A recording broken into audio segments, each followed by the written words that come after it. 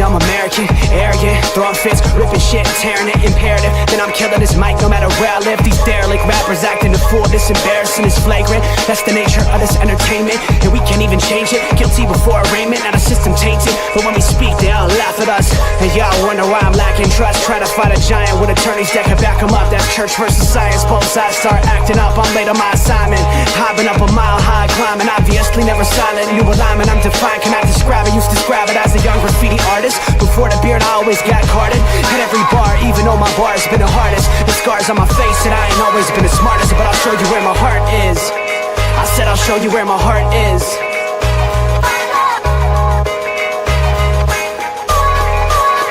I can show you where my heart's at. See it on my sleeve, even if the beat stops my soul. Ladies and gentlemen, it's Tuesday. It's Tuesday, hanging with the fellas. Well, fella, this evening, a little sports nonsense and whiskey. Pinky, how we doing, buddy? Man, I am coming back to life. The weekend sucked everything out of me. It took all I had. It proved that I'm not as young as I once was. I am. I'm but well worth it, right? Well worth it nonetheless. Oh, Record-setting crowd Saturday evening is what I saw, I believe, or was it Sunday? One of them, 152. It's total weekend. It's the total weekend. No, this was one night, 152. No, that was total because there's only 75,000 in a Mile High, bro. Didn't they do 3 nights though? 2. Oh, Friday night and Sunday night. Yeah, but you said there's only 75, but they filled out the stadium and then they put everybody on the ground. Well, no, the one side of the stadium was it wasn't completely, but well, the article I read was very deceiving then because they didn't mention that as the. It broke the records. I'm just like it. Again, it was I thought they literally packed that many people in there. I was like, that is incredible considering what it holds. Not one night, man. We would have never left. That makes a lot more sense for sure. All right, fair. Traffic was bad enough. Metallica, they still put on a good show for being 60 something. That was the last leg of their world tour, right? Last show. North American though. They're going to Australia. So they've got some more dates down there. But this was the last city in the North American tour. So awesome. Limp Bizkit still got it. Pantera still got it. Created some moments and memories. I took my daughter to night 1.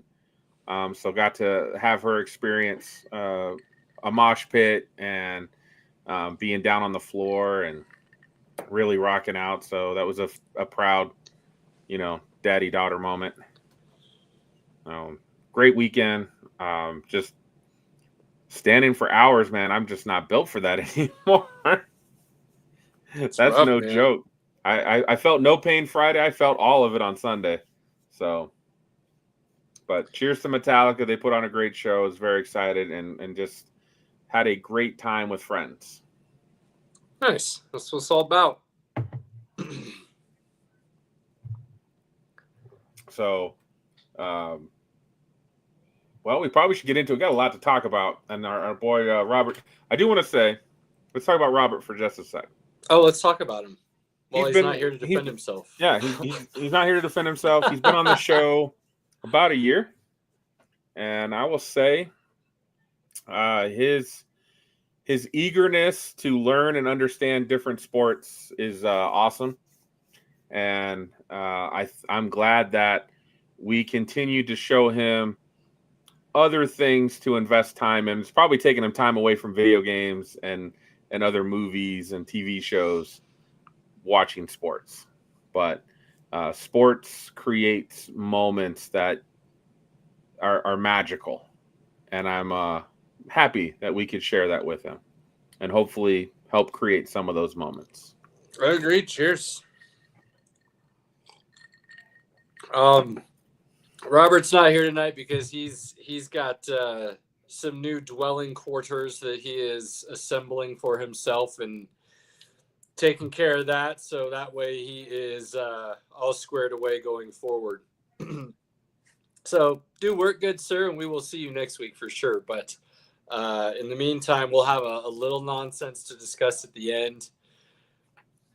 Something we got going on that we posted on socials, and I think it's pretty fun. So we'll We'll bring that to the people's attention, Pinky, and then we've got plenty of NBA to discuss because, oh my goodness, things have gone fire sale on a lot of situations very quickly, and in other situations, people are buying left and right. So wild last 24 hours with the NBA. Some NFL discussion with the season coming up here. It's starting to get excited. What are we, like 10 days from training camp? It's somewhere in that. So the two teams that play in the Hall of Fame game, which I actually don't even remember right now. Chargers and somebody, I think. Maybe Texans? No, that's not right. They will be hitting training camp here, I think, by the middle of July. So, because they get 2 weeks before the Hall of Fame game. Yeah, and that's July 31st this year, isn't it? It is early. So, yeah. So they're going to be hitting camp soon. The rest of the squads will be hitting camp by the end of July. So by the end of July, buddy, we are back in it. It is NFL discussions. We probably do our NFL division previews. We've got some more fantasy content ready to go for this season. And, stay with us, guys. It's coming. NFL season's coming. Absolutely. So, yeah, 31st is the Hall of Fame game. It's the Chargers and Lions. Oh. Yeah, so that game will be the 31st, which means you go 2 weeks before that, the 17th. So right there at the middle, we're a little further out than I thought, 17 days, 16 days out, but still, it's coming up close. So the excitement building, we got a little NFL discussion, and then the nonsense. So, am I missing anything? I mean, there is a little F1 too that we could slide in there if we're feeling really frisky and good, because there was some things going down there that are interesting, but, whatever we have time to cram in. If you've got some F1 takes, we're here for it. Robin will like it. I watched WWE on Saturday with Ron and my dad, so I have those takes, but I did not catch the F1. Yeah, well, that was really early Sunday morning, so that's not all that surprising given your weekend, if you will. Exhausted. So, without further ado, let's start rolling into the sports NBA first. Pinky, where would you like to start, you homer of a person, you, and we don't try to hide it. Nuggets are back, baby. We're back.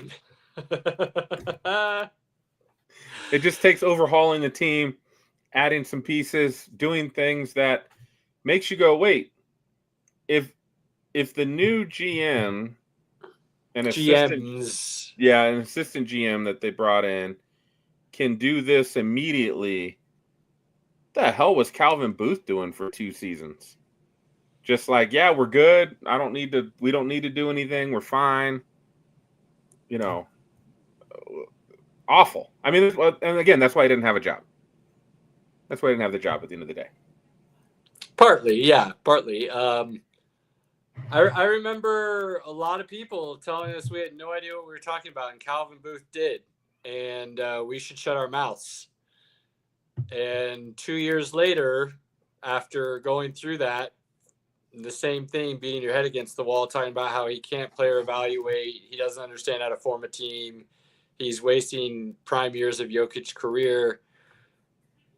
The first day of free agency in the NBA, the 2 GMs, one's basically the talent evaluator, the other one's basically the bookkeeper, is how they're operating right now.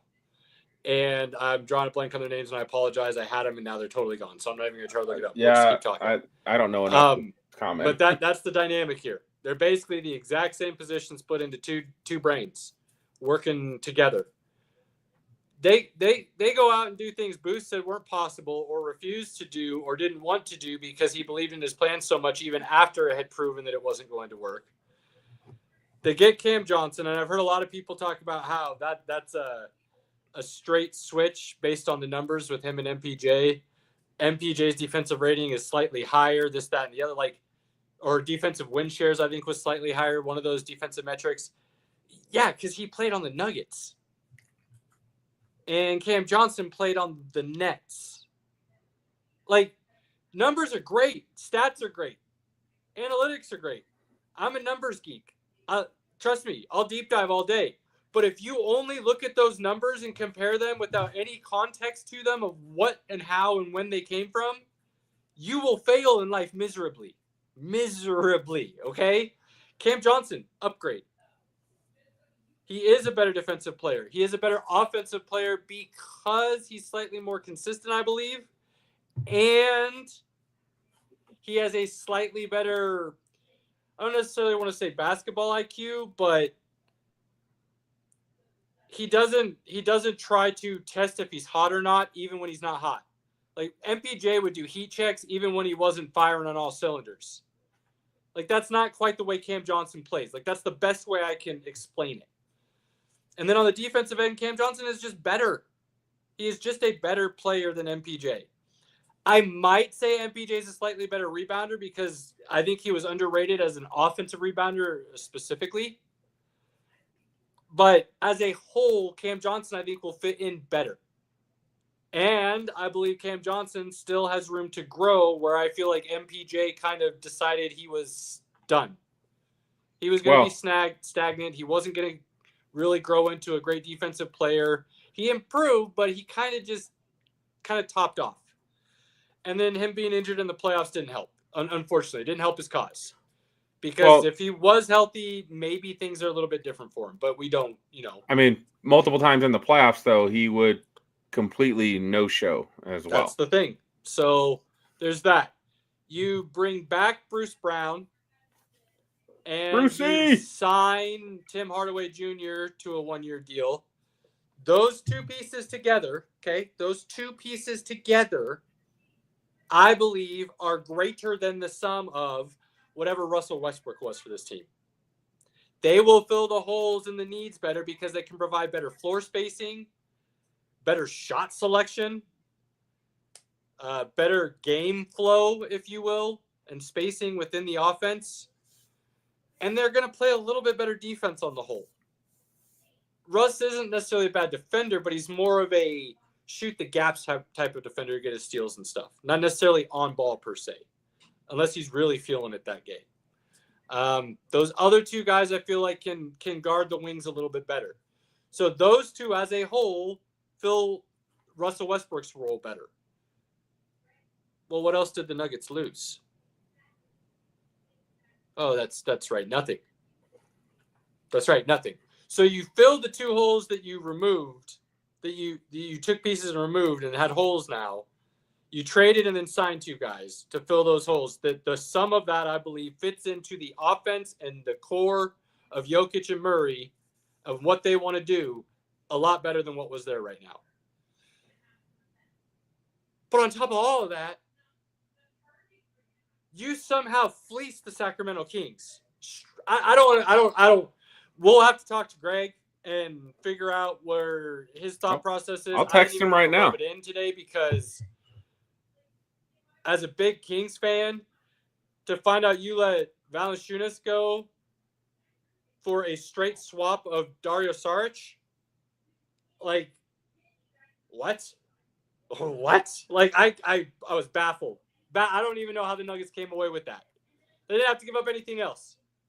So in everything that happened, you trade MPJ and a first for Cam Johnson. I think Cam Johnson's a better player, and he created salary cap space big time. He created this window now that they could use to then go sign Hardaway, Bruce Brown, and trade for Valanciunas. All of those moves as a whole make the Nuggets better than what they were. And I know, not just a little bit better, a noticeable difference better than what they were. And keep in mind, they took the champs to Game 7 of the NBA semifinals in the Western Conference, injured. Down two starters, basically. MPJ's shoulder was still an issue, and Aaron Gordon could barely even walk. So they improve. Now, they did get a little bit older. So that's something to keep in mind here. They didn't get younger and improve. They got slightly older. Cam and MPJ are kind of, they cancel each other out. But adding Hardaway and adding Hardaway and Brown back, they're definitely in the rotation. So you're going to move some of the youth you had out of that rotation. So you're going to be a little bit older. So it'll be interesting to see how Adelman plays the rotations throughout the season to keep them healthy and ready to go come playoff time. But make no mistake, the Nuggets got better. Finals appearance and a win. This is just the last 3 years. Finals appearance and a win. Lose to Minnesota in Game 7. And a lot of people had them picked to go to the finals last year. Lose to OKC this year in Game 7. They got better. Denver's right back where they need to be to compete for a championship, and the NBA is wide open. And you'll see why as we continue to talk about this. But it's wide open. Wide open right now. And it's wild that they made these moves as quickly as they did when they signed their interim coach straight without any GM. Then they eventually announced under the table that they now have a GM, but it's actually two guys doing one job. And they split it between basically the talent side and the books and the money side. They both report directly to Kroenke. It's a wild situation. And they went to straight work as soon as the free agency period opened. And they are winning free agency right now. And while I didn't necessarily like the draft pick, there is still some potential there. Let's keep in mind, Holmes is still coming back. He'll be back this next year. So you do have a little bit more depth in the front court as well, not just the back court. So it's going to be very interesting to see how the Nuggets gel. Brown's been here before. Shouldn't be much of an issue for him to gel back with that group for the most part. Hardaway, I could see him gelling pretty quickly, just like Kentavious Caldwell-Pope did. He's going to fill a very similar role. So as long as guys are willing to play their role and run, shouldn't be any issues. It's going to be fun to watch. You look at Denver as a major contender now. OKC's bringing everybody back. They're right back. They're good. They're not going to have any trouble. Houston, obviously, is going to be fabulous by all accounts. You bring KD in, all you're really losing is Green. I know you lose Dillon Brooks, but I'm not very worried about that situation. You'll bring some guys up. I think Reed Shepherd plays a bigger role next year. It'll be interesting to see what he does, but Duke I think will ball similar to an Austin Reeves type, and he'll be asked more to be like a fourth option, not even a third option. So that's big. They re-signed Van Vliet. I mean, they bring in everybody back that they really wanted to, obviously. Jabari Parker, Jabari Smith. Why am I drawing re-signs? They're looking good. They're looking good. Houston, Denver, OKC. Then you get a slight wild card because there's a move to be made that, if is made, could be very interesting in the West to raise some eyebrows possibly. And that is if DeAndre Ayton is truly going to be a free agent and he's bought out and he goes to the Lakers. That gives them a legit talented big man to play alongside Luka and LeBron and Reeves. Now, they did lose Dorian Finney-Smith. They signed the guy from Sacramento. I can't remember his name now. I think they lose a little bit in that move. I think Dorian Finney-Smith would be a better player, especially for what they have on their roster. But DeAndre Ayton would be a big signing for the Lakers, and that would make them, I wouldn't say necessarily a favorite, but a just outside those favorites, dark horse contender, if you want to say that, which is, I wouldn't even call them that because you have LeBron and Luka on the same team. Like, it is what it is. Like, that's a crazy amount of talent on the same court. And then there's Dallas. And the only reason I didn't throw Dallas in the top three with those other guys is because AD's got to stay healthy for the whole season. Gafford and Lively have to stay healthy for the whole season. Kyrie, when does he come back and does he look good? Usually you need a year removed from coming back before you truly look like yourself again from an ACL knee injury type thing. So even if he comes back, say, March and kind of finishes out the season, does he really look like Kyrie, though? You know what I mean? Conditioning, movement, all of those things you look for. And usually guys don't have it right away. Like Adrian Peterson is the only case I can really think of that looked basically like himself after that without taking another year to truly build all that muscle back up and the reactivity and everything of the muscles. And so we'll see. But then you have Cooper Flagg. I know Pinky and I differ on maybe what we see the trajectory as, but his versatility is going to give them a lot of potential to fill in for Kyrie at the point guard, maybe running kind of that point forward for the other options. I mean, they still have Klay Thompson, and he looked pretty good last year in a lot of different stretches. And then you do have AD and the two other bigs and some of those other pieces down there. So Dallas has some potential there to be really dangerous. It's more so if Kyrie comes back and looks like Kyrie, there's 4 teams in the West that I think are all basically neck and neck, and it's going to be crazy to watch. The last team I'll mention, Pinky, is a possibility, and they haven't really done much, and that's why I didn't bring them up right now, but they did lose a piece in Nickeil Alexander. That's Minnesota. And while that may not be a big deal because they're deep, and part of their issue was they couldn't find minutes for the right guys. Dillingham didn't really get a lot of minutes, and he can come in and run the point real easy. That way you can move Edwards over to the true 2 and let him run off the ball. Shannon looked good in a couple of games in the playoffs, came off the bench and gave him some heaters to put them in some good positions. So does that hurt them? I don't know. Time will tell. But the way they lost to OKC was the issue. And you looked at what they had built in the team and Gobert and how he fits in with Ant and Randolph and then Naz Reid, and there's too many contrasting pieces there that don't fit properly. And they were built to beat the Nuggets, and that's basically what they've done. But if that's all you can do and you aren't necessarily getting better, and the Nuggets did, and they filled key areas of need to better exactly what they want to do, and you're still now struggling to figure out what you are because the pieces you brought in didn't fit the way you thought they would, I don't know if you're really looking at a true contender anymore in Minnesota, the way I felt about them last year going into the playoffs and thinking they were going to advance to the Western Conference Finals. Well, they need Ant to be the superstar that he claims he is all the time. Facts. He has moments where he's unstoppable. There's no denying it. But there's even in the playoffs, he had multiple games in the first half. It's like he wasn't there. Second half, he went off. But they need you in the first half, too, so then you're not trying to come from behind in the second half. Right. You spread that out, the game stays right next to each other rather than you spending all your energy to bring it back to where it needs to be. So that's a great point. So we'll see what Minnesota does. Dude, Dallas, they're going to miss Kyrie, so maybe they're going to be a year away.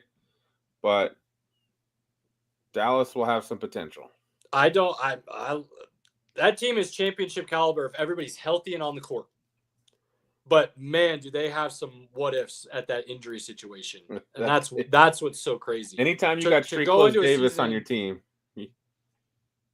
Yeah. I mean, anytime you go into a season with that many what ifs or fingers crossed, please don't happen scenarios for your roster from key contributors, not just like bench guys, from key contributors, you're asking an awful lot to go right.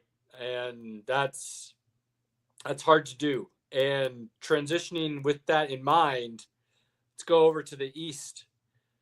And I'll call it right now, the dominoes fall from the Achilles. Because the way the East is played out right now is exactly because of 4 very specific Achilles tears right now. And it's wild. It's wild the way those dominoes are falling because of the way those things went down.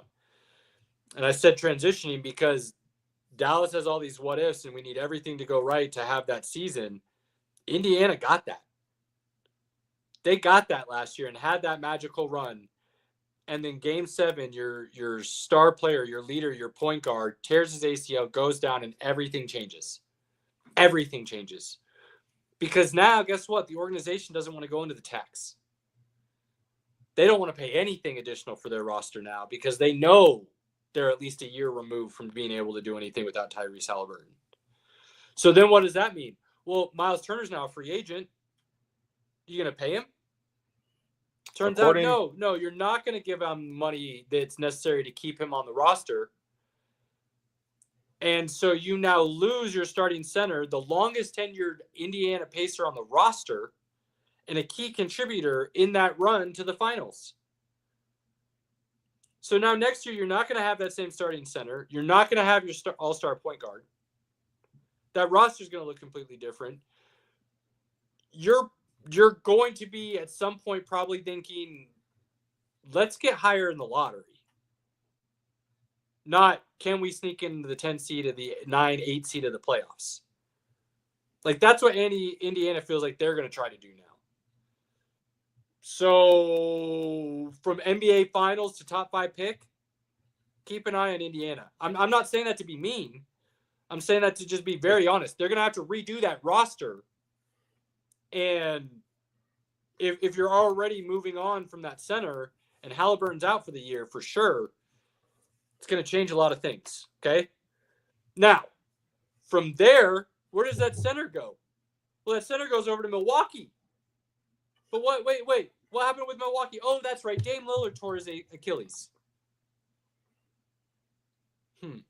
They waived his ass. What are we going to... Oh, that's right. They waived him. Yeah. Wait, they what? They waived him. Said, we're good. We're just going to eat $122 million. We'll pay that out over the next 5 years. Okay, cool. Done. You appreciate it. See it. Don't let it hit you on the way out. Like, thanks. We're going to sign Miles Turner. Wait, what do you? Okay, so you lose Brook Lopez, and Brook Lopez, I think he went to the Clippers. I think so. That sounds right. Okay, so you lose Brook Lopez. That's a big deal. You're not going to have Dame next year. We need to reset this roster in a meaningful way. What do?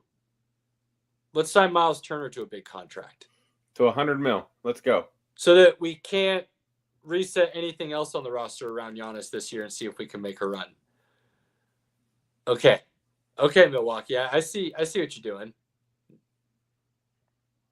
Like, I can only imagine if I'm Giannis right now going, we did what?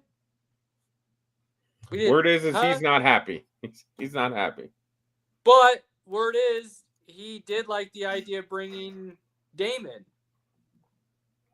So again, he can't be that mad if that's true because he's part of the reason then that they're in the situation they're in right now. He's not happy that they just waived Dame.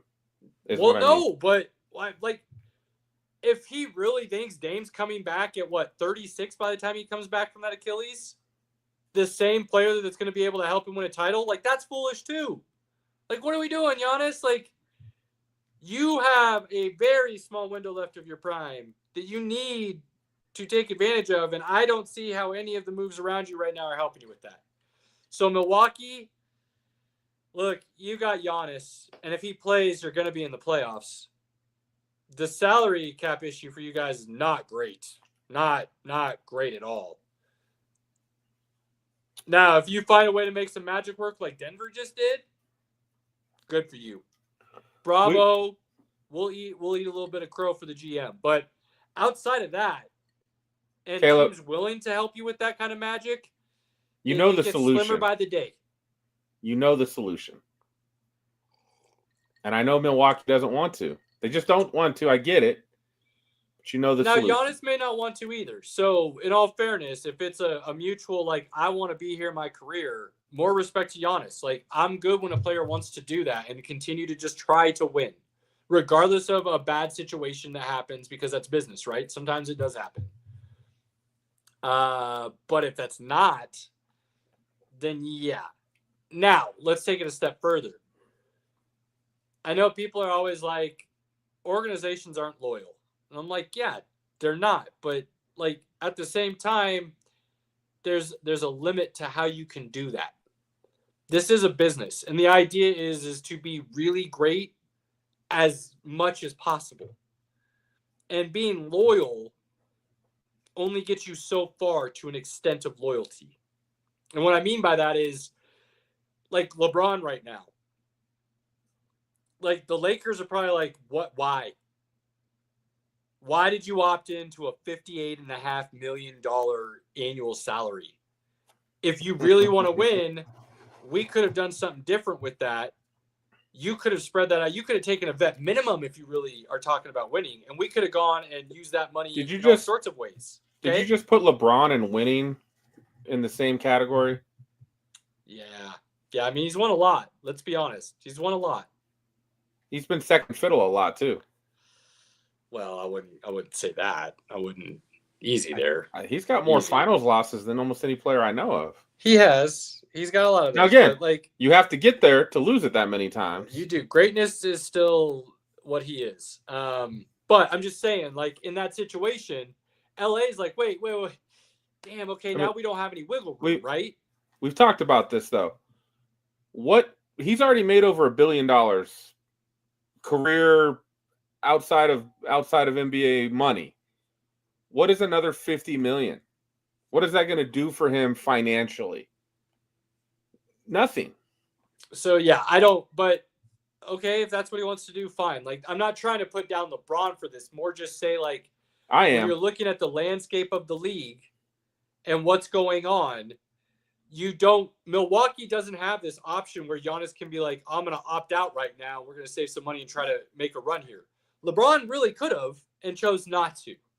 So whatever dynamics going on in LA, whatever he's thinking, if it's all about getting my money and you still figure out a way to win, fine, whatever. I'm not trying to judge. I'm just saying these dynamics matter now with that second April. I'll judge.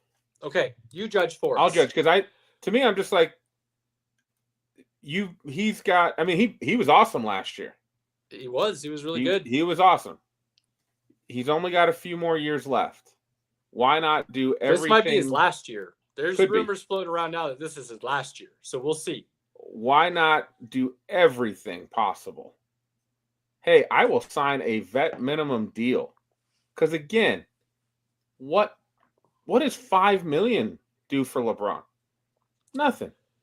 He's going to donate $5 million in a year, right? To help his tax situation. It's nothing. It's nothing. Right. Yeah, I mean, now my thing here is I'm all about players getting money while they can get paid. Because the franchise will eventually screw you over if they find a way, right? So there's two sides to both sides of these coins, right? As you like to say, there's levels to this. He's at a level like that conversation's not even had anymore. Like, we both agree. Because players they're depreciating assets when you break it down. Mm-hmm. That's all they are depreciating assets. And the goal for every team is to get as much as you can out of that asset before you let it go. Whether you cut it, you trade it, whatever you do, you want to get as much as you can, squeeze all the life you can before you let it go. LeBron is one of those players. Tom Brady, LeBron, the guys who've just made so much money towards the end of their career, that extra $50 million doesn't do anything for LeBron. But for another lower level player opting into that $30 million, $40 million, that still could be, that's, hey, my kids don't have to work money. LeBron's already got that. He's got $1 billion. He's going to make so much more money with all the different business ventures he's in. Like, that dude's not hurting for money one iota. So he doesn't need to squeeze out every dollar he can from a team. Well, so the other reason I brought up LeBron is because of, and again, I'm not trying to put down LeBron. I'm trying to use him as an example of this position the Lakers are in, similar to what Milwaukee's dealing with, but on different levels. He opts into that. I think it means he's definitely wanting to stay in LA. He doesn't want to trade at all. So I think those trade rumors are garbage because LeBron's a smart basketball guy, whether you want to admit that or not. Dude's really smart at basketball, okay? And that's the business side and on-court stuff. He knows that if he opts into that, that's a really hard contract to then move to any team that he would want to go to that is a contender. Because they're already going to be restricted on their cap space and stuff. And if he's traded, you want enough on the roster still to still go and win the championship. So that involves more draft picks and salary dumping ways rather than player for player kind of stuff. Because you don't want to deplete the roster. That defeats the purpose. So to me, I think it was a guarantee that he stays in LA to finish his career. It's just how much room is LA going to be able to wiggle to make the roster a true title contender? Now, the new owner Bronner has a deeper pocket by quite a bit than what the Bus has had, so maybe he's willing to dip in the first couple of years the same way some of these other guys have to try and win right away, like Ishiba, why am I drawing a blank on the Clippers owner? Microsoft, Ballmer. Steve Ballmer. Thank you. Like Ballmer did. If he dips in like that right away, then there could be some interesting things happen because LeBron and Luka are better than any two things that those other guys had to start off with. So keep that in mind. But going back to the East in Milwaukee, I don't see they don't have a lot on their roster that people want. The reason the Nuggets were able to move MBJ is he was still on the younger side. I mean, the pieces you're looking to move here in Milwaukee, Bobby Portis, aging. You know what? Kyle Kuzma, are you gonna? I don't know. Maybe like what could you get back for that? Like, they don't really have a point guard. Like Milwaukee is in a bit of a pickle. I'm not feeling good about Milwaukee going into next season. From Milwaukee, you look at the defending champions that got knocked out by New York because Jason Tatum went down. Now, I think they were on their way to lose that series even before Tatum went down against New York, but he still went down. And then there's new ownership coming in. They get bounced in the finals when they were arguably one of the favorites, if not the favorite, to win and repeat. You have way over the luxury tax expenses, second apron expenses. They cleared house. Boston cleared house. They moved on from Drew Holiday. They get Anthony Simons back, which actually is a nice piece, but not the same level. You move on from Porzingis. Porzingis bounces to Atlanta, and we'll talk about them in a second.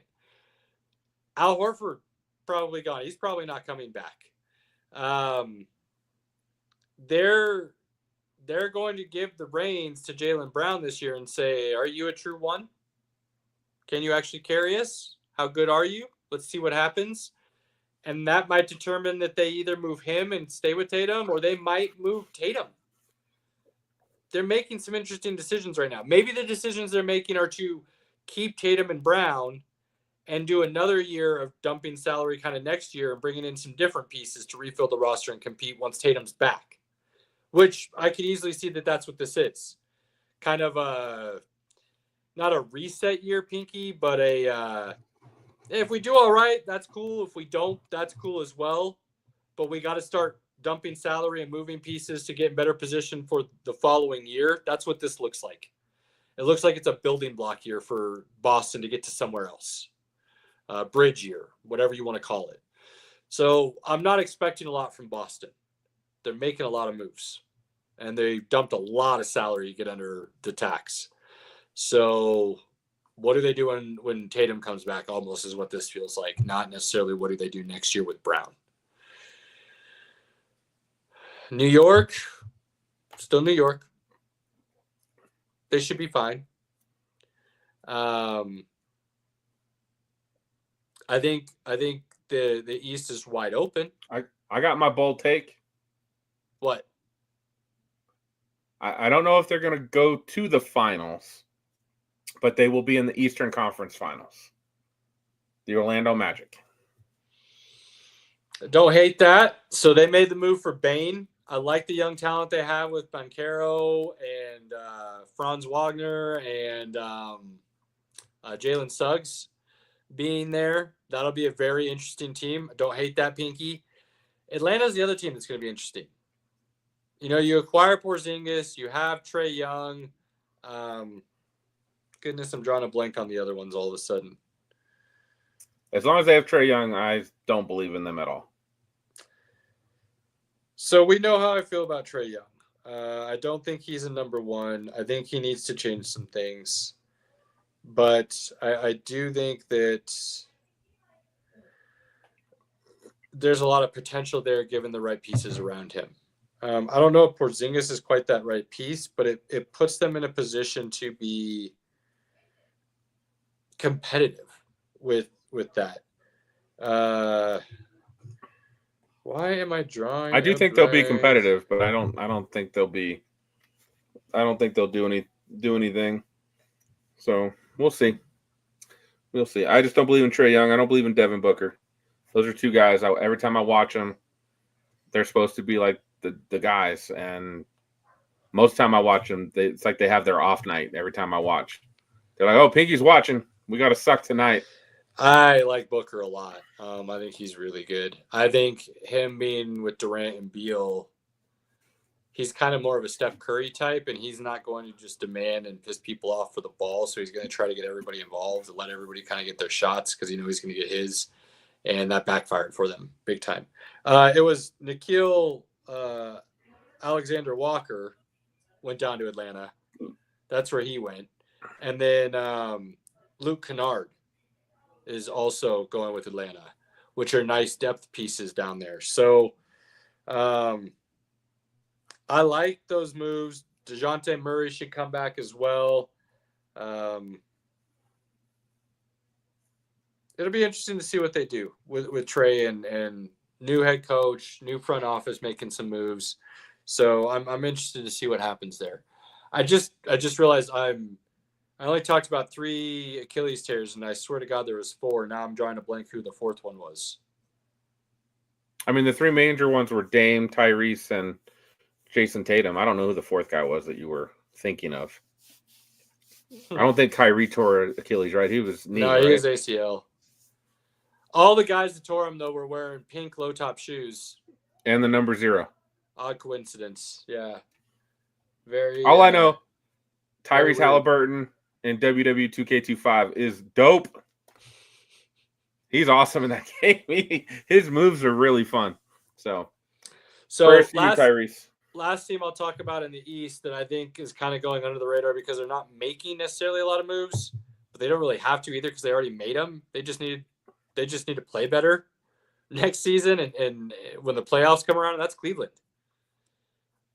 Cleveland is, I think, still going to be one of those really top-end teams in the East that's going to be really dangerous, and people need to pay attention to them, and let's see what they do, especially if they can stay healthy. Now, Darius Garland, what happens there? Is he really the weakness, and they need to move on and do something different there? We'll see. I don't necessarily think that's the case. But they're going to have to figure out whatever happened to them and what went wrong in the playoffs and fix it. Whether it's just manning up or pieces need to be moved around and changed out. My dark horse, Pinky, this coming year in the East is Detroit. And I kind of talked about them last year as a dark horse, and I think this next year they're going to be really good. I love what Cade Cunningham and the boys are doing. They haven't quite made any major splashes yet, but I think they'll fill in pieces necessary to be competitive. Them and Orlando, I think, are very similar, and it'll be interesting to see how those two teams go moving forward, given that it's really wide open in the East now. I don't see a top true team anymore.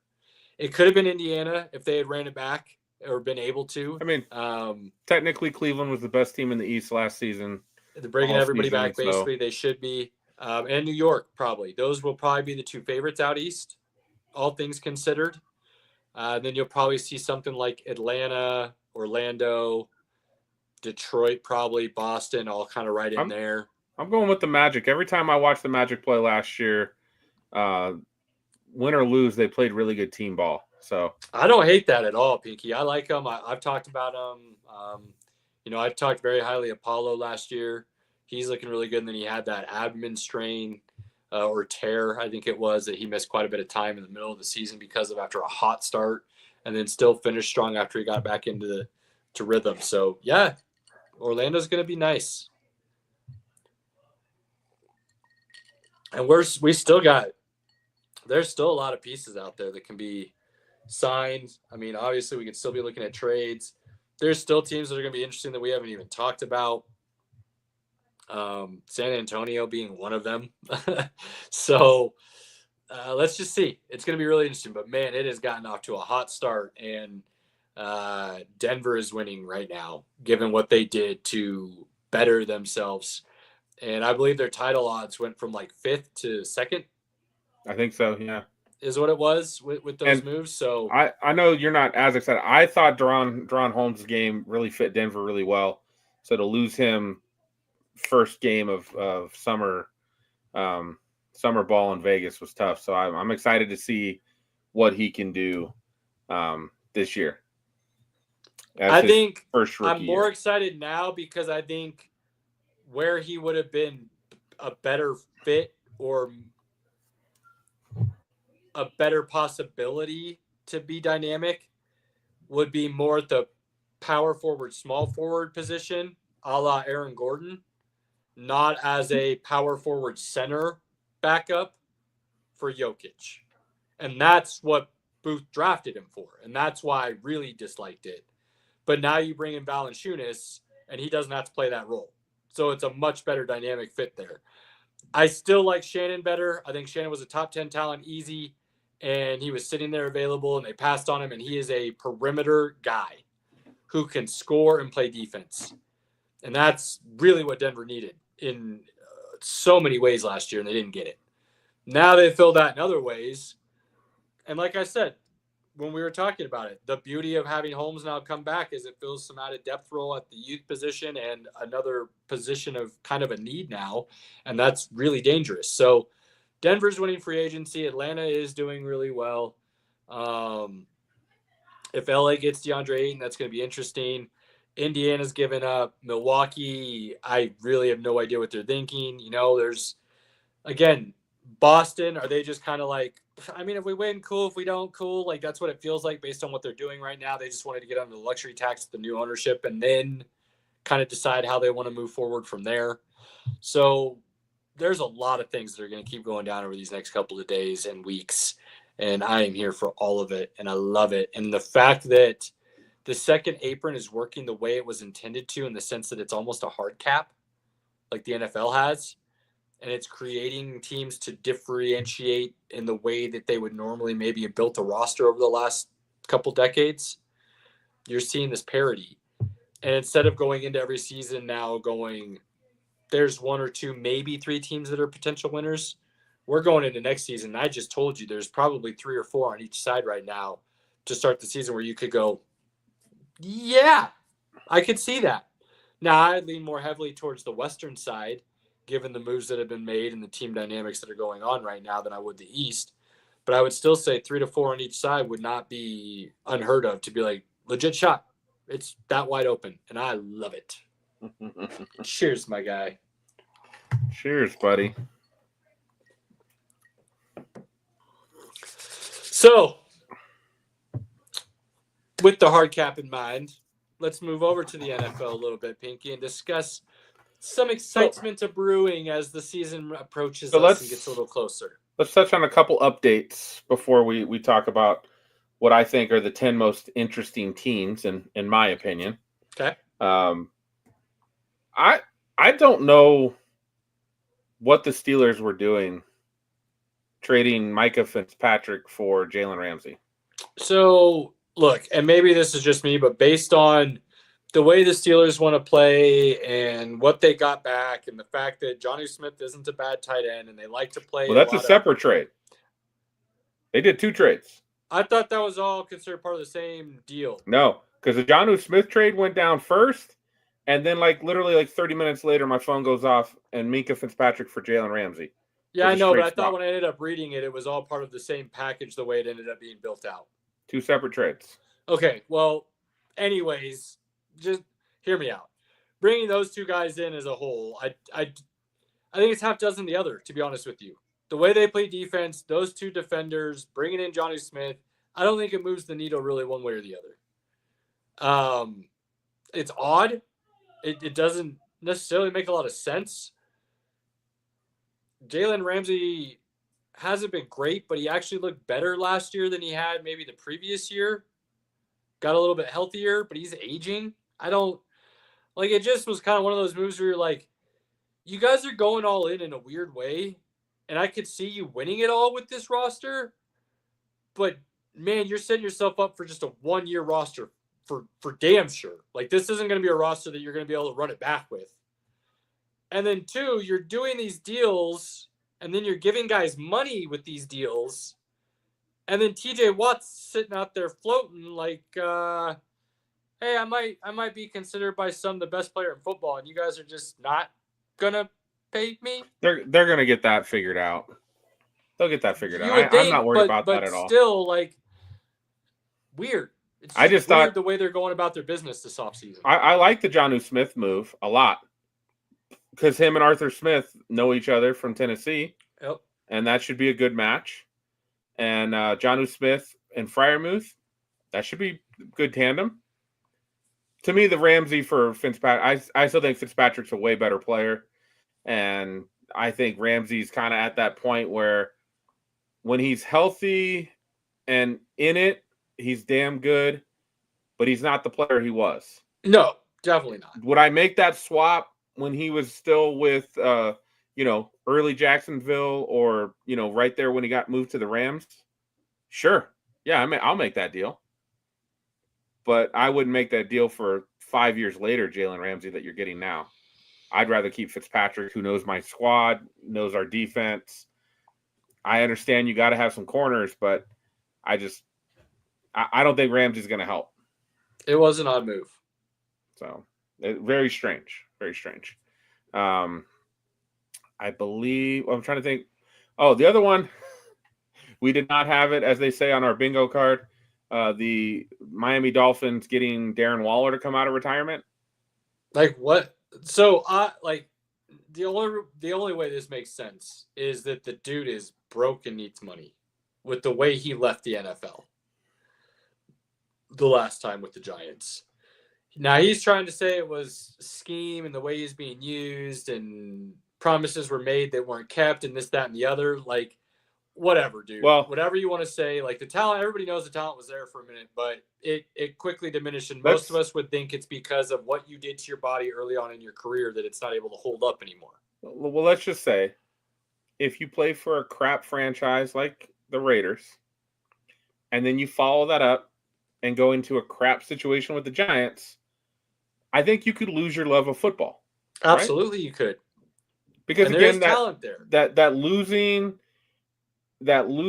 weighs on you of, I'm going to work this hard, I'm going to do X, Y, Z, and no matter how hard I'm working and what I'm putting out, it doesn't matter. We still lose.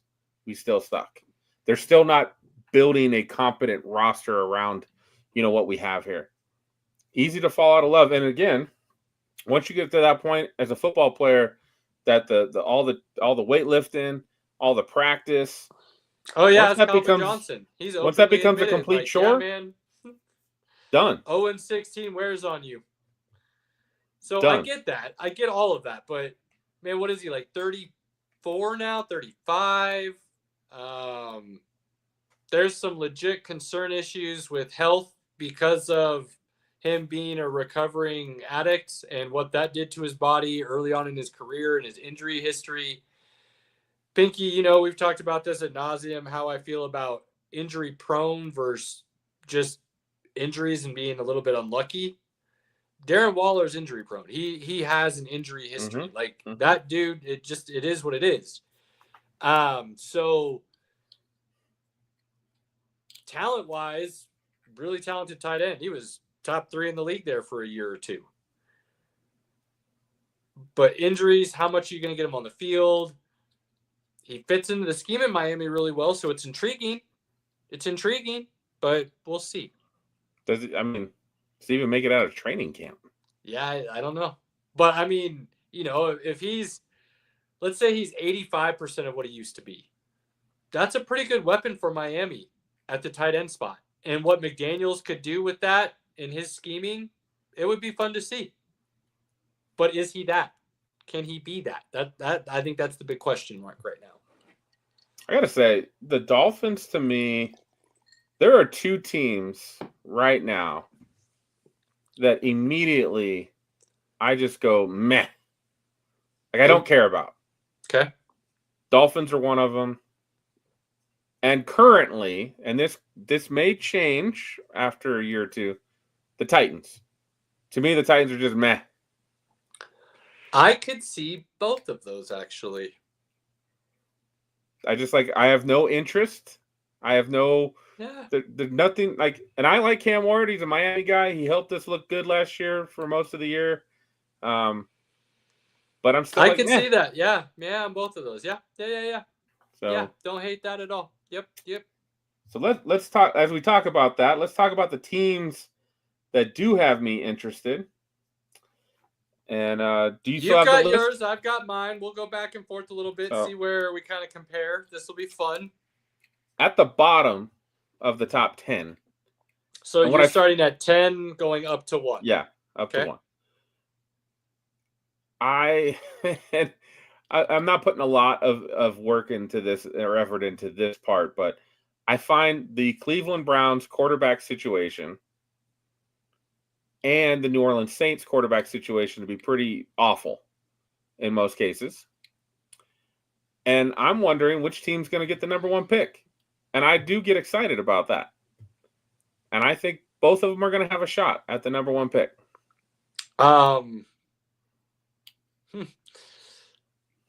Cleveland's actually my most interesting.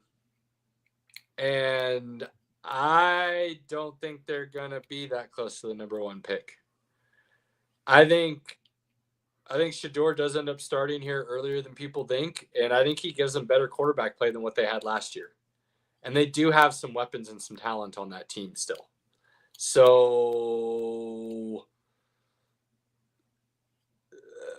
record-wise, finishing around a position to get maybe the 10th pick, I could see very realistically, but not all the way up to the 1. I'm very excited to see Shedeur get that job. And I would be, at this point, still very surprised if he doesn't. Like, I honestly believe it's going to be Joe Flacco, Shedeur Sanders to start the season. And we'll see how long it takes before Shedeur comes in place. Like, that's what I think. I find it hard to believe that doesn't end up being the case. I just think they're going to be bad. Maybe. They could be. But it's funny that you have them at 10 because that is my most interesting situation because it was his free fall and everything that went with that for the draft, and then them drafting Dylan Gabriel before him, and then he's sitting there and they're like, but if they didn't have Shedeur, which we both like Shedeur, and I think we both want Shedeur to do well to prove that we were right. Sure. That he helps. Was a good quarterback with a horrible O-line, bad play calling from Pat Shurmur, no running game. He had a lot of things stacked against him.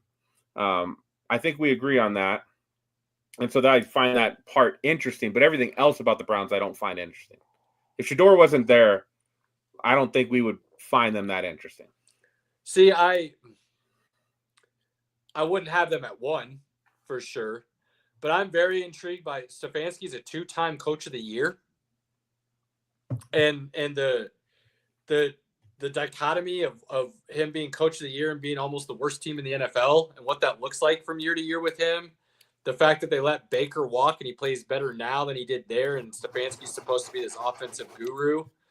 Njoku's there, who looks maybe the best tight end week to week sometimes, and then disappears others.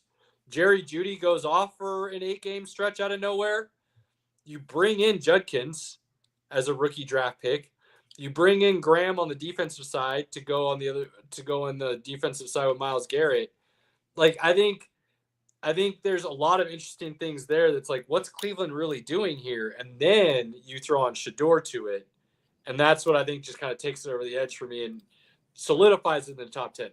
Maybe it shouldn't be number 1, but for me, I just, that Shedeur thing is just so polarizing that I want to see what happens. And I would just be so shocked if he wasn't on the starting roster as the QB2 to start the season. Agreed. And so I think because I would be so shocked if that doesn't happen, I think that alone is making it that interesting for me, because if it doesn't happen, I will legitimately be like, what the fuck? All right. Moving on.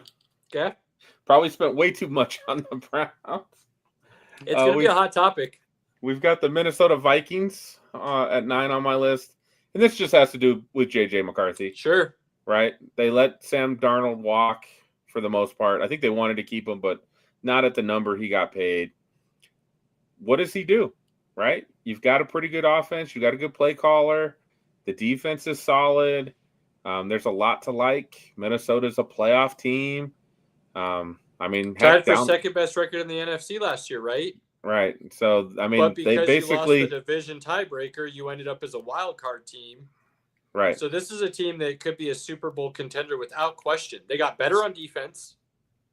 So it really depends on what JJ can do at that quarterback position. So seeing that somewhere in 9, I don't hate that. It is a very interesting, very unique dynamic, honestly. The hype's not there like some of the other rookie quarterbacks, but I find this interesting.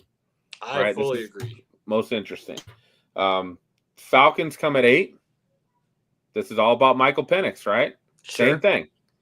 Roster's decent, good offense. Defense is better. It's getting better. It's not great. It's getting better. Raheem Morris is a pretty good defensive play caller. So, and Penix has got probably the prettiest football.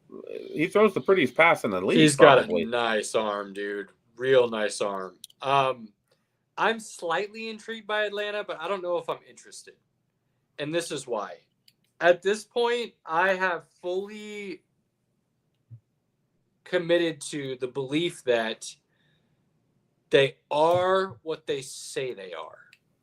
Thank you, Mr. Green.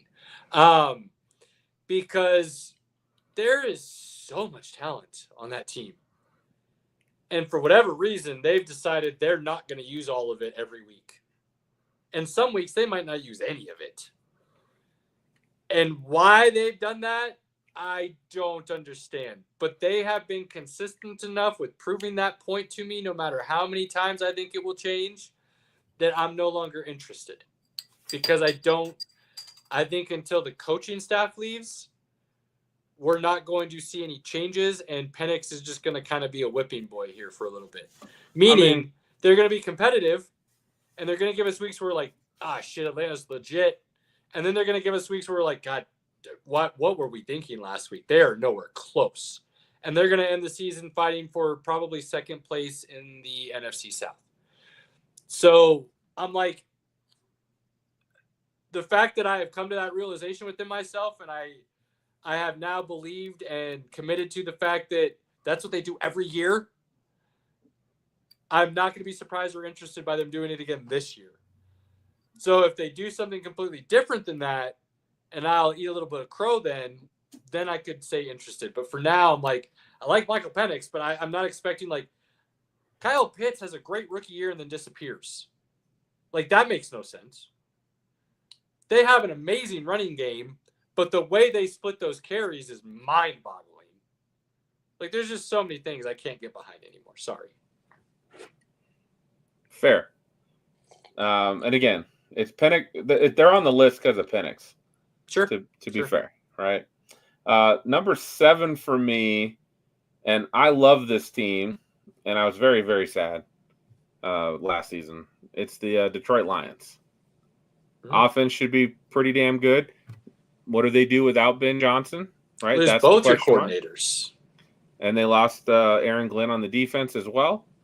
That defense played as hard as it could with 4th stringers. Dude, legit, like, Aaron Glenn did a hell of a job last year as a defensive coordinator, considering what he was dealing with. And I don't think he's a head coach. I don't think they're going to do great in New York. It will be interesting. The demeanor, we'll see. We'll see. But yeah, I don't disagree with you on that, big guy. Yeah, I just don't I don't see him as a head coach. I think he will flame out and go back to being a DC, and then he'll be a great DC again. And that's okay. There's a lot of history with that. Wade Phillips, Steve Spagnuolo.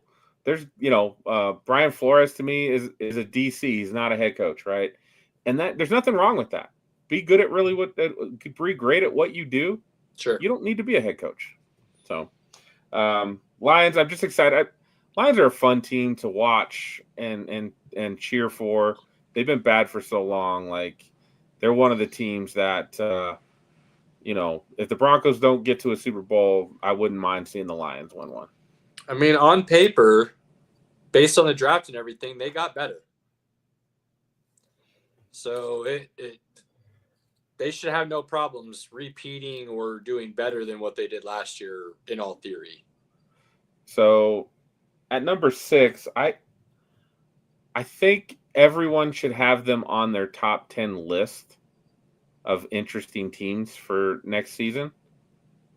And that's all because of Aaron. And he's polarizing. Love him or hate him. A lot of people love him. A lot of people hate him. A lot of people think he's going to suck. I know you and I agree that he's still got some left in the tank.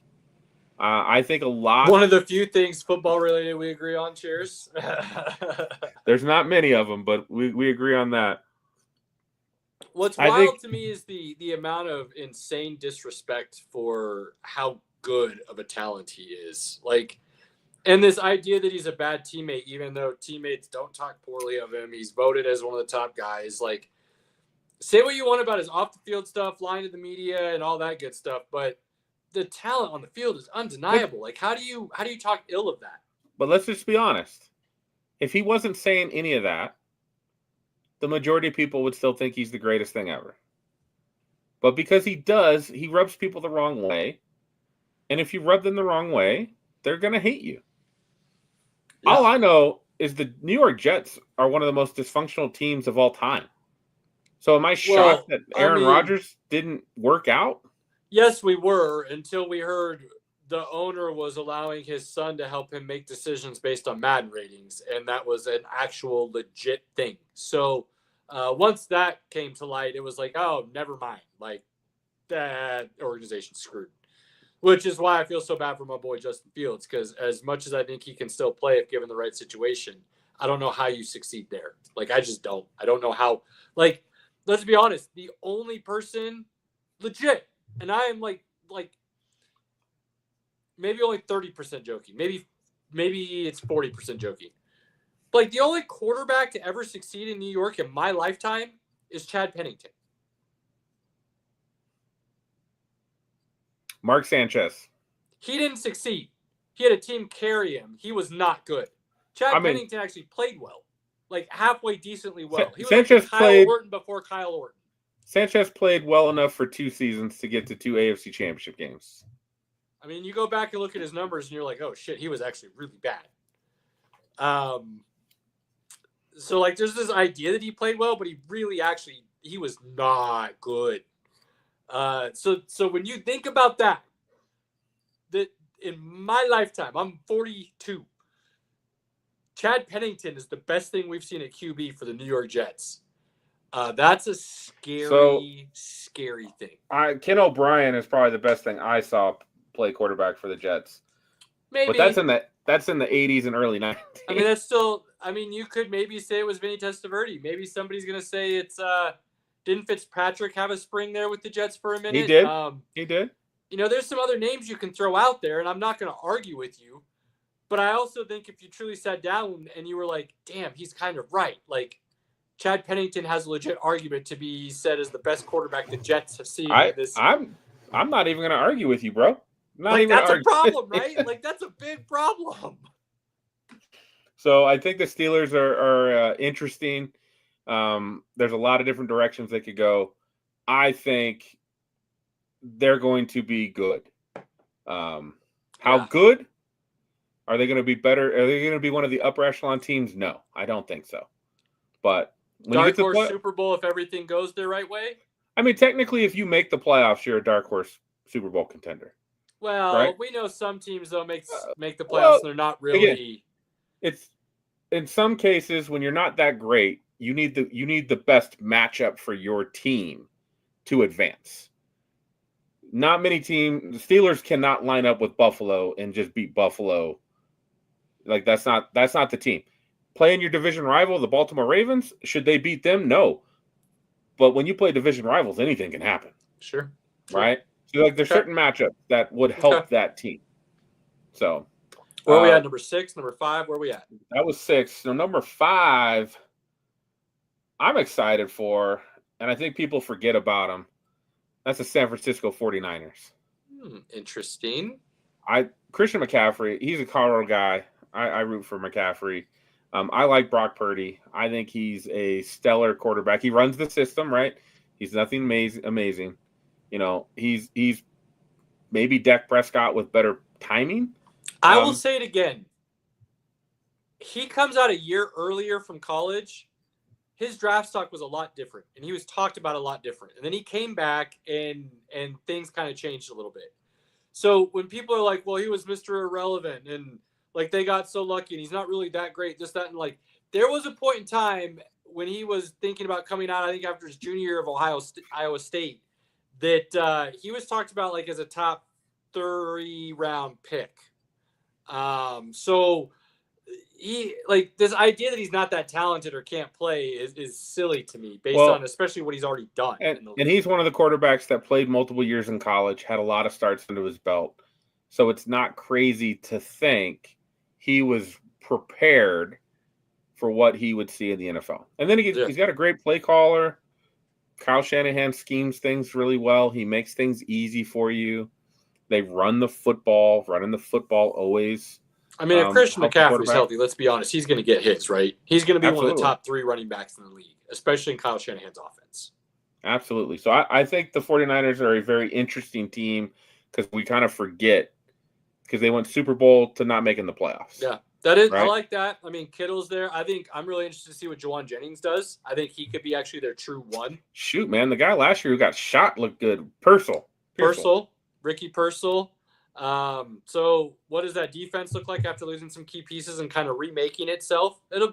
Robert Saleh's back as a D coordinator. Robert Saleh's back. That's all you had to tell me. I'm in. It's going to be. I like that one, Pinky, at number 5. Okay, coming in at number 4. So these next teams, I feel like, are getting a lot of the offseason hype. And it's for good cause. Okay.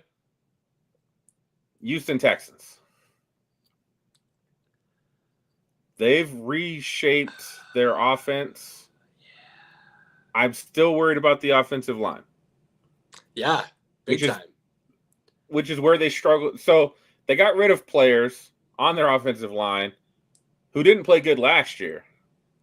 And I don't know if they've really replaced them very well. Not really, no. Going into this season, they did replace some of the receivers. I do like them drafting both receivers from Iowa State. I thought that was genius. But I just don't know how they're going to keep C.J. Stroud upright, which I find interesting to me because I think C.J. Stroud is very talented. I just think last season he got hit so much. Like his accuracy didn't have a lot off. of time to work through those progressions, that's for sure. Now, you say that, maybe they really lean into the run game, and we all know how I feel about my boy Chubb. Best running back in the league for a number of years and went under the radar and did not get the due respect that he deserved. What does he look like coming off that injury? Because if he's 80% of his old self with him and Mixon in that backfield, that's a legit two-headed monster that you can lean on a little bit to help that offensive line. And then that does open up that play action and stuff for Nico Collins and Stroud. So that could be very interesting. And the defense should just keep getting better. D'Amico Ryans runs a really good defense. This should be a very fun, interesting team to watch week to week. Okay. I don't hate that. I don't hate that Houston at 4. All right.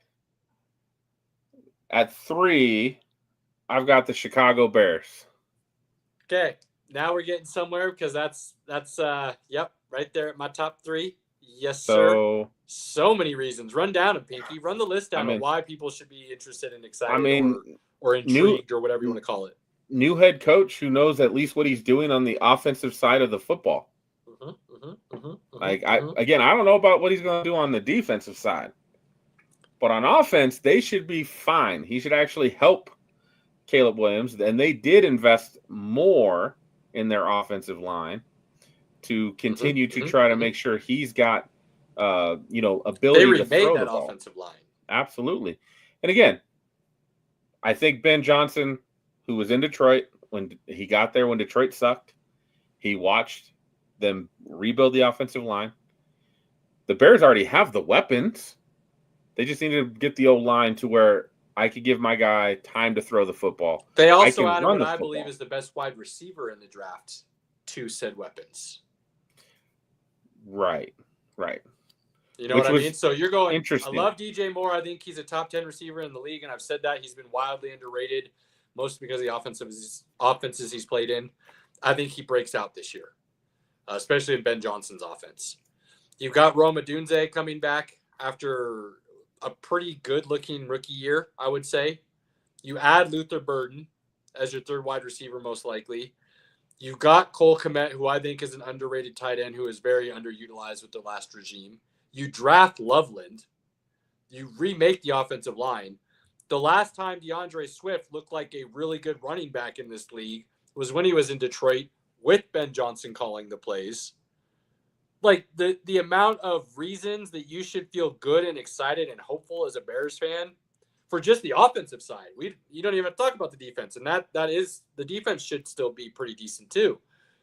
I like that, Pinky. I like them at 3. And let's be honest. If you watched him play, you understood the situation, then you go back and look at the numbers. Caleb Williams was just as good as Jaden Daniels and Bo Nix last year, for all intents and purposes. He just was playing with some true incompetency that you rarely are going to overcome as a veteran in this league because of how much, say, a coach has in the NFL. You're never going to overcome it as a rookie, especially at the quarterback position. So anybody thinking Caleb Williams is a bust, I would challenge you to go back and actually watch him play and understand what he was dealing with. And then tell me that watching tape of Ben Johnson and Jared Goff, that Caleb Williams isn't going to be pretty good next year.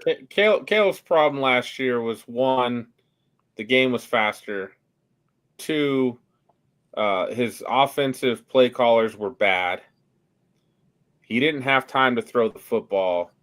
And then on top of that, when he was in college, he did play a little bit more hero ball. Sure. And when you get to the NFL is about making completions, taking what's easy. I'm tired of hearing people say that, because then you look at the greatest, and every great is all about the improvisation and off-play stuff. Right. Mahomes, Allen, Rodgers, Steve Young, like you go down, John Elway, you go down the list, the greats all do it. So it's not that he's doing it. It's that he did it too often because of, I believe, the things that you just listed. But that also came back to he couldn't hit the 10-yard play in front of him last season. Well, and that was a problem. And so, but I think that was more bad mechanics because he wasn't getting his feet set. Because let's be honest, like, what should you be doing with a rookie quarterback? What Sean Payton was doing with Bo Nix. When you have a quote-unquote lack of weapons, you give them easy targets to get them going. You give them good play calls to get some completions and get that confidence built up. Chicago didn't do any of that for Caleb Williams last year. Washington started the season that way with Jaden Daniels, and then they just took off like a rocket ship because they knew they had weapons, and he looked like he could handle more playbook. Bo Nix ended up doing the same thing, and the Broncos ended up looking like they had better weapons than maybe a lot of people thought. The way Chicago called their plays all of last year was just atrocious. There was no getting in rhythms. There was no easy completions. And when there was so obvious that was going to be the play call that the defense could just tee up on it. So, it was in my top 2. So I like that Chicago pick, Pinky. Who's number 2? Well, and number 2 is coming back to, you already talked about it, it's the Commanders. And again, it's the hype train. The Jaden Daniels hype train. It is moving. It is moving fast. And it's they went to the NFC Championship game. I do think they got a great matchup in playing Detroit in that semifinal round. Had they had to play Philly that week instead, I think they get rolled by Philly. They got rolled the next week by Philly. So if Detroit had played somebody else, but Detroit have gotten to the final week and then got rolled by Philly, they would have gotten rolled by Philly anyways. But I think so, yeah. Right. So it just happened to be a bad matchup for them at that time. But the Commanders are looking like a team that, again, on offense, they've got weapons. They've got a quarterback that can use his legs. To me, that's what, like last season, there were times I saw him use his legs a little too much. That got me a little worried. He's not the big guy. Sure. He doesn't have a lot of thickness to him. I don't want to see him out there taking those hits. I'd rather see him, making the. I mean, he was throwing dimes all over the place when he was protected. So, do you think Deebo Samuel is truly out of shape, or do you think he's going to play with a little more weight because of how they want to use him? And he understands that. They've talked to him about it, and so he wants to carry a little bit more weight into the season to be able to absorb some of those hits and get through a fuller season. Because that's seriously, like, I know a lot of people are talking about dude's out of shape. He's looking way too round, this, that, but like I'm watching him and I'm like, I'm wondering, because they don't necessarily have a running back that they feel is like a 3-down dynamic guy. They've got a lot of guys that they like that they can kind of move in and out. But if you want Deebo to be one of those and you want him playing slot and things of that nature, just a thought I had. What do you think? I would rather have Deebo at a lighter weight, keeping his speed and relying on his natural playmaking ability when you get the balls in his hand. Well, that's not what I'm arguing. I'm just saying, do you think maybe he's going into training camp with the extra weight so that when he slims down, he's carrying actually a little bit extra weight into the season rather than being slimmed down already and slimming down even more? I just don't think that usually works for players. It just doesn't. Do you? I know, again, not necessarily what I'm asking. I'm asking, do you think that's what's happening, or do you think he's just truly out of shape? I don't know. He hasn't had a great work ethic lately. I don't know if he's at a point now where he, who knows? Because I mean, that's a piece they're relying on to kind of put them over the edge, right? That dynamic playmaker. They were lacking in the middle of the field, and I think they want to try to get some more, yards after catch in the middle of the field, which all teams should be scheming the middle of the field. Oh yeah, absolutely. I mean, that's just like, that's what's open. You can't hit a guy anymore coming across the middle. So why not exploit that? Who's better to exploit that than a guy that when you put the ball in his hands in space, he's like a running back. Yeah. So anytime you're carrying more weight, probably not a good thing. It's normally how you get hurt. Playing with fire a little bit. That's how you normally pull a muscle. Your body's it's carrying more weight that it's not used to. It doesn't have the explosiveness at that size. It's not going to be a good look for him. All right. Number one. I have a feeling I already know. Who you're going to say, but I think I can understand where you're coming from. But give it to me. It pains me, and because we've talked about this before. Anytime the media starts the hype train on you, you get worried. I get worried. I like being just kind of under the radar. And that's kind of what the Broncos were last season. We were under the radar. 5.5 wins is what Vegas had us at. And I had them under. Yeah, I was wrong. put that money down. They had us at 5.5, hit the over. Pinky had him at 6. Even he was under. But I know I had over. I had over. I made money. I'm saying you had him at 6. You had him. You were right. I'm saying you were right. I did not. Sean Payton and the Bo Nix combination made what you could argue as one of the worst offensive skill player rosters in the NFL. And if they were not the worst last season, I think you could argue on paper they were in the bottom 5 of worst offensive rosters. On paper, it definitely was in the bottom of the league. Absolutely, I would agree with you on that. To take that and have a top 12 scoring offense and do it with a rookie quarterback, as Bo continues to know the offense like the back of his hand, it will continue to make these guys look better than maybe what their talent says they are. I don't disagree, and you have some what-ifs coming in with some talent positions. Does Troy Franklin kind of break out a little bit more this year at the wide receiver position and become a 2 or maybe a low-end 1 type of thing? Because that's kind of why they drafted him. Talent might be there. Let's see. You add R.J. Harvey in the draft, and you bring in J.K. Dobbins to really bolster that running back room. You go get Evan Ingram at the tight end position, which you didn't even have a tight end last year as far as I'm concerned. You get a possession receiver like Pat Bryant who can run great routes in the draft. And then you draft Pat Bryant who they like as Michael Thomas in that offense. Then you go do what you did in the defensive side of the ball, and you bring in 2 guys from San Francisco. You put some draft picks back there again, and you bring back the guys you had. Denver has no excuses now. That's the thing, is you're not going to be the hunter. You're going to be the hunted a little bit next year based on everything. And how do you live up to that? You're not sneaking up on anybody. Right. And it's a young team.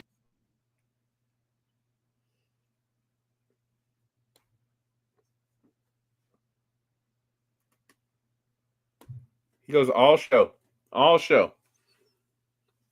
Last couple minutes. I'm here. I got it.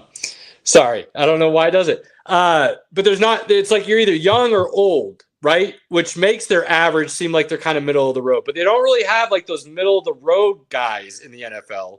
They've got kind of younger guys and veteran guys. And it'll be interesting to see how that mix really gels next year, because they won't have excuses.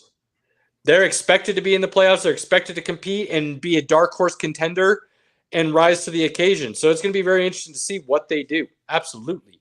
I got a couple teams that you didn't bring up that I want to throw out here at you that I think I would have put on. Well, they were on my list and not yours. And I've kind of told you who Atlanta and so on. Same division as Atlanta, different team. I'm very intrigued by Tampa. And what they can do. Can Baker repeat or build off of last year? That wide receiver core might be the best in the league. But does Godwin come back good? What does that running back room look like that's stacked? There's a lot of interesting things going on in Tampa, where last year I counted them out and I was wrong. I ate my crow. This year I'm actually expecting some things from them. Do I expect them to be a title contender? Not per se. Do I even expect them to be a dark horse? I don't know. But I am very intrigued by what they are, and I will no longer talk ill of Baker and his abilities. That one's easy for me because I just expect they're going to win the South. I expect they're going to be there. I expect they're going to be a good team. To me, you had the Eagles, the Chiefs, the Ravens, the Bills. Those guys aren't interesting to me because I think they're going to be there. I think you kind of already know what they are. Okay, fair. We know what they are. We know what they're going to do. You kind of feel that way about Tampa. I feel that way about Tampa. I think they can compete. 10-7. You just expect 10-7. Doesn't really care how they get there. Okay, fair. Here's another one. This would have been in my top 3 actually. Cleveland, Chicago, and Arizona. We've talked about them a little bit. We talked about how last year they're going to be competitive, but they're a year or two away still. I really do think Kyler Murray is fully healthy now after his injury. I think last year he was still, like I said, those ACLs and stuff, you got to be a year removed from coming back to look like yourself again. I've heard him talking about how he feels like he needs to use his legs more, and he knows that. So he's not going to be afraid to take off and run this year. He will take that ability. I love McBride. He might be top 2 tight ends in the league. I think Marvin Harrison is going to improve. Connors is underrated. That running back room can get the job done. The offensive line is a little bit underrated. I think that defense gets even better under Gannon this next year. I'm actually kind of excited to see what Arizona does. I like their draft. It wasn't a bad draft by any means. So that's a team that I am actually very interested about. And Arizona's not quite on the meh scale as Tennessee and the Patriots and other teams that I mentioned. But to me, they have the 4th best quarterback in their division. And I just don't think they're going to. What? You went from speaking ill of my boy Sammy to now ranking him above Kyler? I think this says more about what I think of Kyler than Sam. That's really what it is. Wow. I just think Kyler's never going to be what he could be. I just don't think that's going to happen. You want a real early, too early hot take, Pinky? I mean, it's never too early for hot takes. I think Kyler hovers right around, and I'm debating if I want to. I think he has a top 10 quarterback season next year. I don't. I don't see it from the guy. Now, that all means he's got to play the whole season, okay? I have to caveat it with that because he does have some history, but I do think he has a top 10 quarterback season next year. It's pretty spicy because it's not going to happen. Last one I'll throw out there, and I'm semi-intrigued only because there's so much high-end draft pick talent on this team, and they finally got a new coach who's offensive-minded. He looked pretty capable as an offensive coordinator. I do wonder what happens in Jacksonville.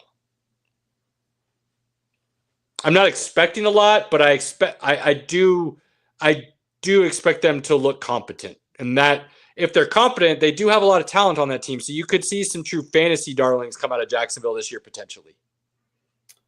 Liam Cohen is either going to be pretty damn good or he is going to suck. Exactly. So I guess there's something interesting in that. I also don't think Trevor Lawrence.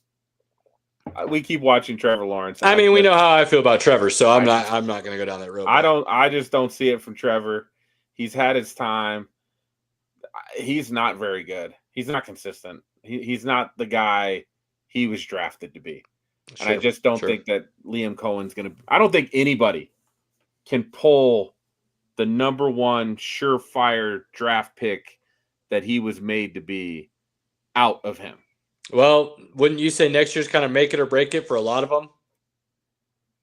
I mean, yeah, I don't – again, I don't know if it's the third year you can get out of these deals that they all signed Tua. I know Tua, and it was Tua. Was it Turo, Burrow, Love, and Lawrence that all signed at kind of around that same time, going back and forth of who's making more? And I mean, you got Brian Thomas. You're going to have Hunter. I think Brenton Strange is going to be a potential dark horse fantasy darling for tight ends. Trevor Etienne, I really actually do think he breaks out in this offense with Liam Cohen, but who knows? That defense, like I said, the amount of high-end first-round and second-round draft picks on that defense is crazy. But for whatever reason, they haven't performed. Is it because they're busts, or was the coaching staff just that bad? I feel like there's a lot of talent on that team on paper based on where they were drafted and stuff, but it's always underperformed. They're not going to be able to say it was the coaching staff anymore, right? If they're all duds, they're all going to be considered busts, and the coaching staff is going to get fired because the coaching staff wasn't good enough to raise the boat. And they'll just completely reset. So I think that's why it's such an interesting dynamic for me in Jacksonville. Is this if Cohen's bad this year and Jacksonville's bad, I could see them just booting him after 1 year because the dude was hired because he said he didn't want to work for the GM. Then they fired the GM, hired him, and then they went and tried to find a GM.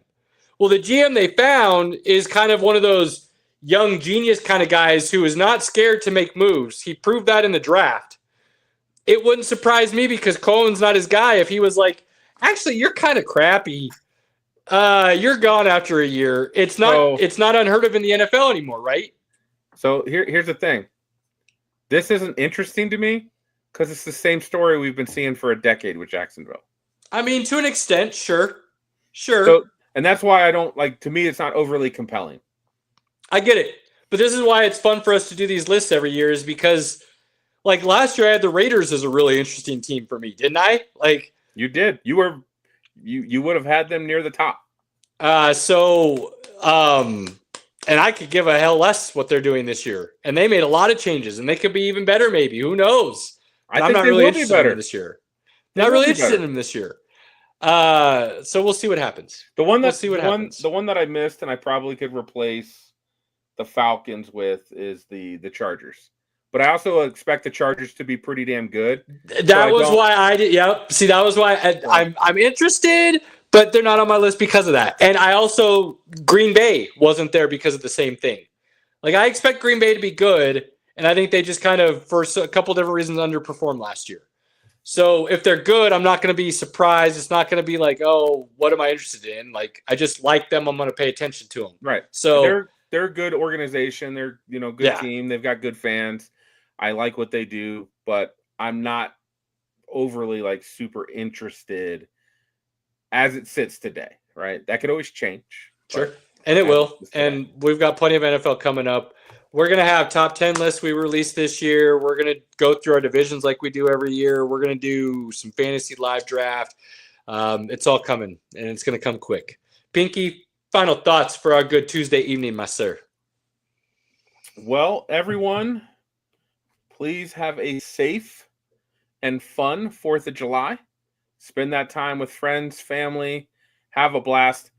I'm going to have a blast. Wu-Tang. Don't. Wu-Tang. It's happening. It's happening.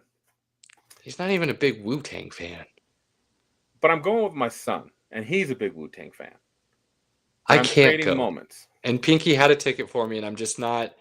But I'm not necessarily bummed. As much as I would have loved that opportunity, I got 2 littles. I'm going to be spending time with family and friends and that inner circle that we talk about and how much that means to us.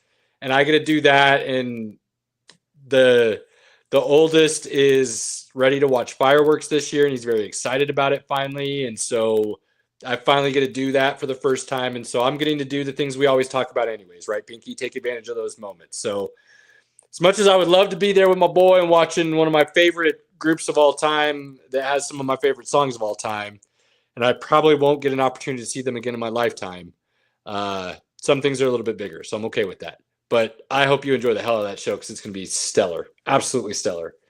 2 things real quick, my final thoughts.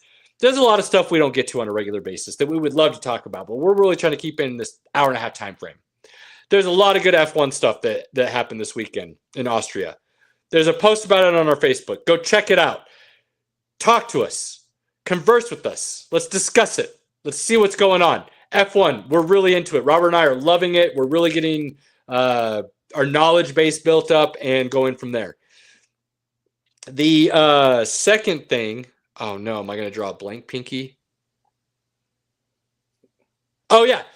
Nonsense. We didn't talk about any of it tonight with Robert out being here, so we really got to go our nerd football and everything.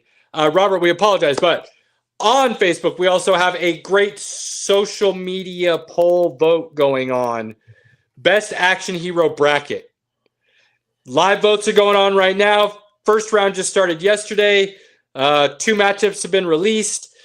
Go check it out. Put in your votes. Give us your comments. Let's see who ends up being the ultimate action hero based on the Sports Nonsense and Whiskey fandom universe supportership. And that's our nonsense for the week. So all that being said, go spend that time with your inner circle, family, loved one, friends, whoever you consider that to be. 4th of July is coming up. It is a great reason to get those moments out there and cherish. Pinky, I appreciate you, my dude. The champ is here. Until next week, everybody. Robert, we miss you, my guy. We're out. Peace.